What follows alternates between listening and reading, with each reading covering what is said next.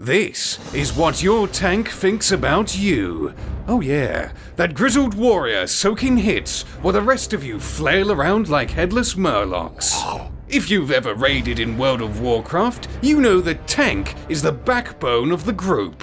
And the tank's got forts, oh, plenty of them, about every single schlub in the party. From the healers keeping the tank upright, to the DPS making the tank's life a living hell.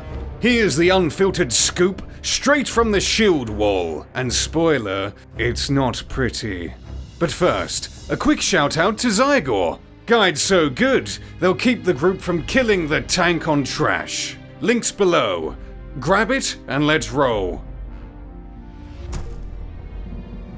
First up, the healers. Those beautiful, mana-chugging saints. They're the reason you're still standing when some DPS clown pulls half of Blackrock depths and the tank's drowning in lava. The tank loves them. Seriously, the tank could take a Felguard to the face for those heroes.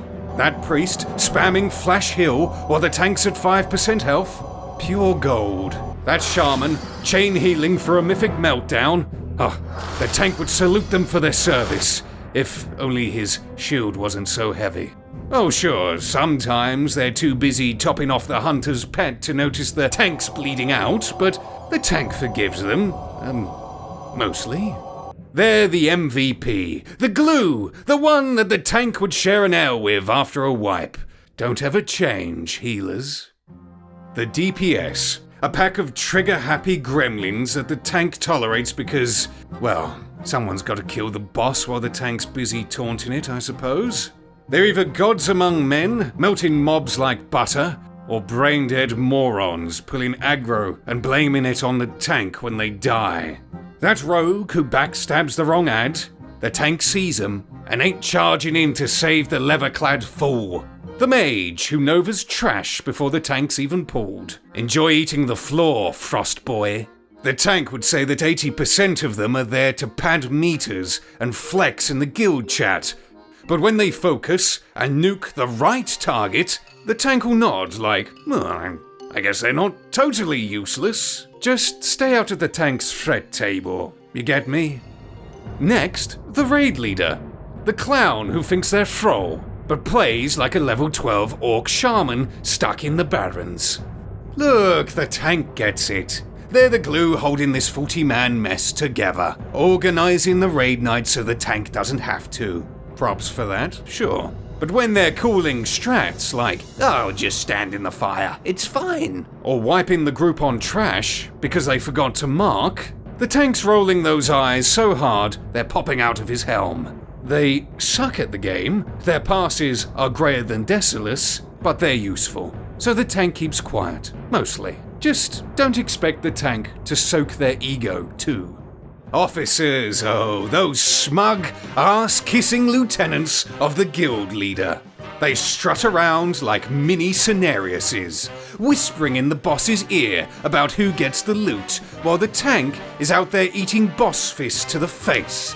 They're all, oh, the officers planned the roster. But the tank sees them wiping on mechanics harder than a pug in Skullomance. That warrior officer who thinks they're hot stuff because of their rank. The tank's got more threat than they've got brain cells. They're only there because they suck up to the top dog. Meanwhile, the tank's the real spine of the guild, soaking hits while they sip tea in Discord. Stay out of the tank's way, brown noses. Then there's the off-tank, the wannabe throne stealer. He thinks he's the big dog, but he's not. You're the big dog.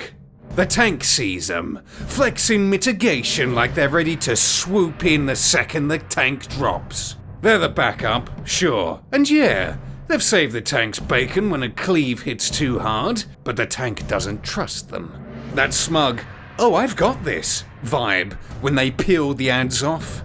The tank knows they're after the main spot. The tank's caught them eyeing Thunder Fury like it's theirs already. Oh, I know. The tank's the main deal here. I'm the big dog. Step off the threat, keep those cooldowns quiet, and don't think the tank won't let them eat a boss slam just to prove who's boss. They're useful, oh yes, but they're on thin ice. The pugs. Wild cards of doom. Those random weirdos the tank picks up when the guild's short. They are a dice roll. Either a diamond in the rough who out DPS's the mains, or a total disaster that pulls the boss while the tank's still mounting up. That hunter who misdirects onto the tank and then feigns death? The tank hates them, with the fire of 1,000 searing gorges. The warlock that life taps to 1% and then begs for heals? They're why the tank drinks. But every now and then, a pug legend rolls in. Some silent paladin who buffs, taunts, and saves the tank's hide. And the tank's like, where have they been all this raid? They're chaos incarnate, pugs, and the tank tolerates them because he has no choice. Kind of like a bad roommate who pays his rent late. Well, there you go. What the tank's really thinking while the group's scrambling behind the shield. Healers, the tank's heroes. DPS, step it up. Raid leader, a hot mess that the tank unfortunately needs. Officers, tone down the smug. Off tank, back off the throne. And pugs, stop being pugs. So, did this nail anyone? Leave a comment, or don't, or argue that it's wrong, and watch the tank not care. Or smash the like button, like a tank smashing a shield into a Nixxiom's face. And I'll catch you in the next one. Take care.